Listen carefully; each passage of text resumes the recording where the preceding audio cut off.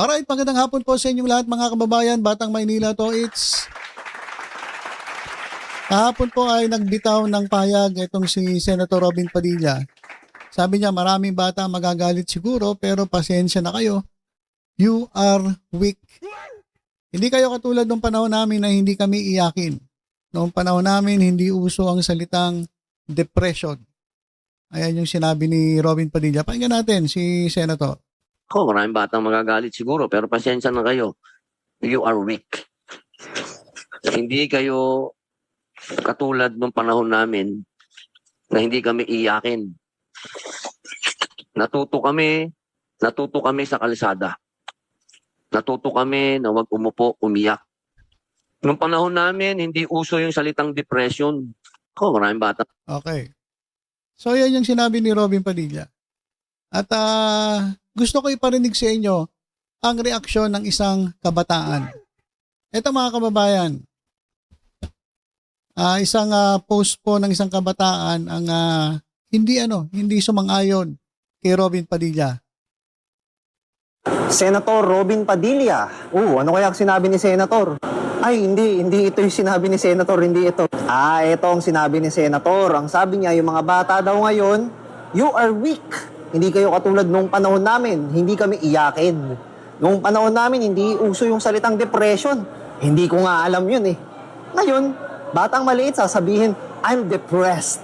Senator, magkaiba ang salitang weak tsaka sensitive. Hindi siya magkaparehas. Tandaan nyo sir, sensitivity is not weakness.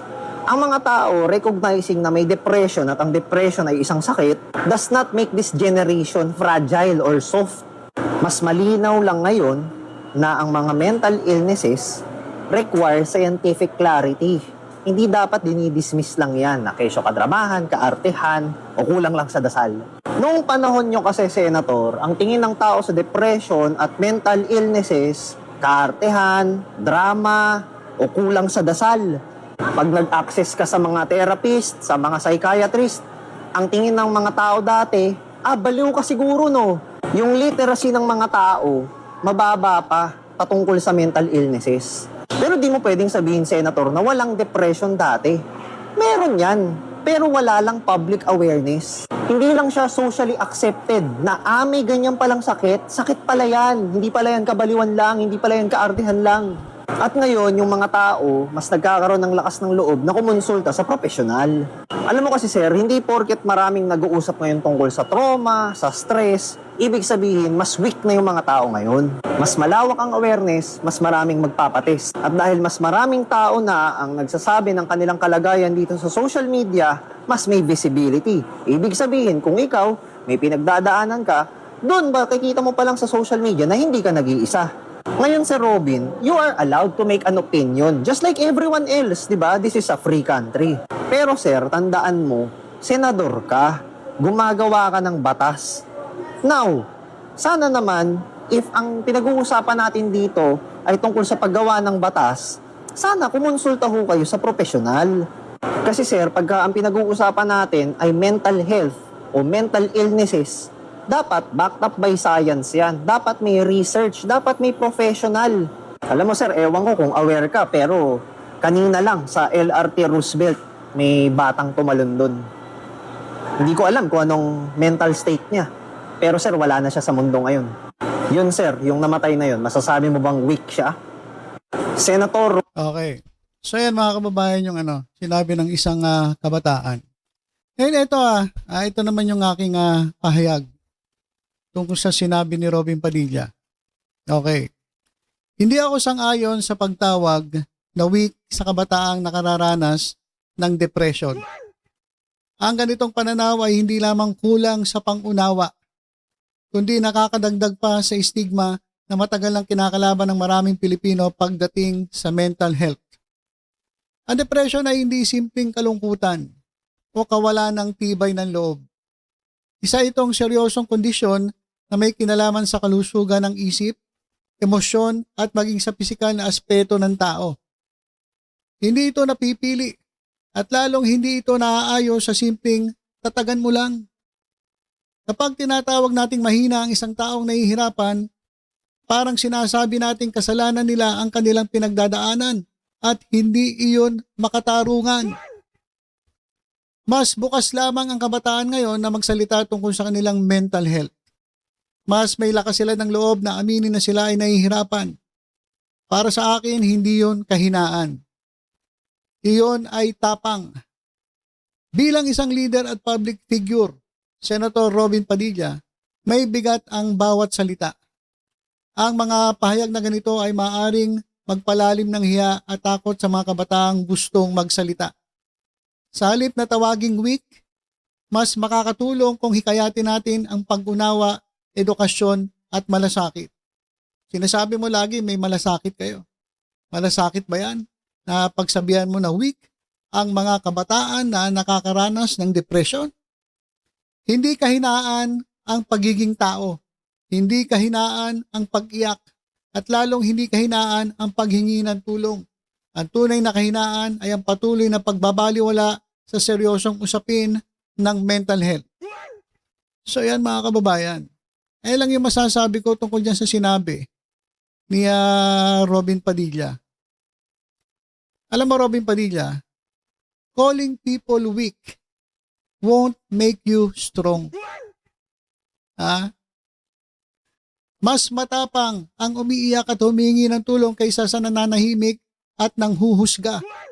Depression is not weakness. Ignorance is. Ayan.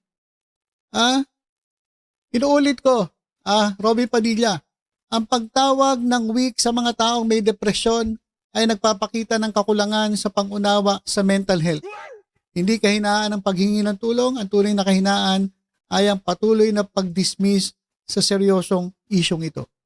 So yan mga kababayan, yan lang po yung masasabi ko tungkol sa sinabi ni Robin Padilla. At eto, nung eto raw si Duterte, mga kababayan ay nakulong, eto raw si Robin Padilla ay na-depress. Ayun, paano naging threat yung matanda? Robin Padilla depressed over ICC decision versus Rodi Duterte. At ito pa, inamin mismo ni Robin Padilla na ito daw si Mariel, inaatake ng depression. Mariel Rodriguez admits feeling depressed after giving birth. So mismo, si Mariel Rodriguez inamin niya na depressed siya nung siya nanganak. At umamin si Robin na ito nga si Mariel ay inaatake ng depression. Ibig sabihin, si Mariel Rodriguez weak. Ganun ba yun, Robin Padilla? Yung asawa mo weak din. Kasi sabi mo, ang mga bata po ngayon, sad to say, pero pasensya na kayo, you are weak. Hindi kayo katulad nung panahon namin na hindi kami iyakin. Nung panahon namin, hindi uso yung salitang depression. Hindi ko nga alam yun kung ano yung depression. Ngayon, batang maliit sasabihin, I'm depressed.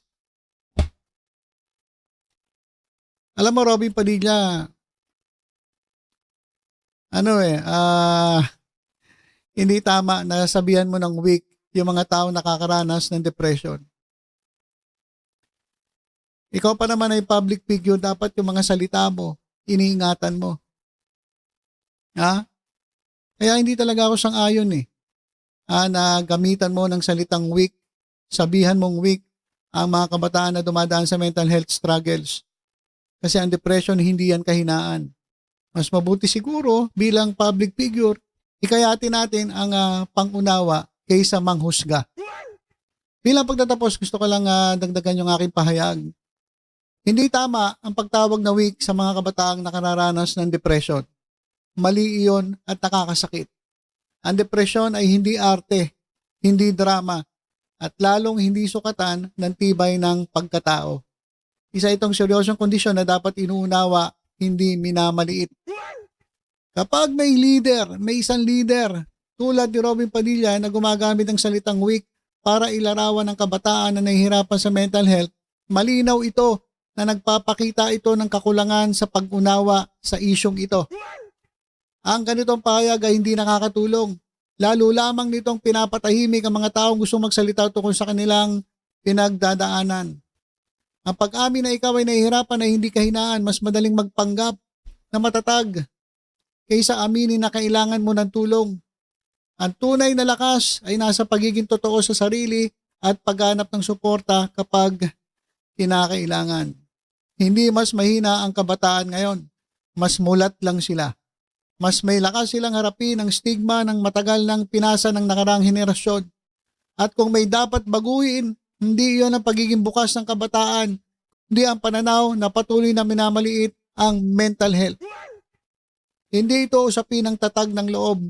Usapin ito ng respeto, kaalaman at malasakit.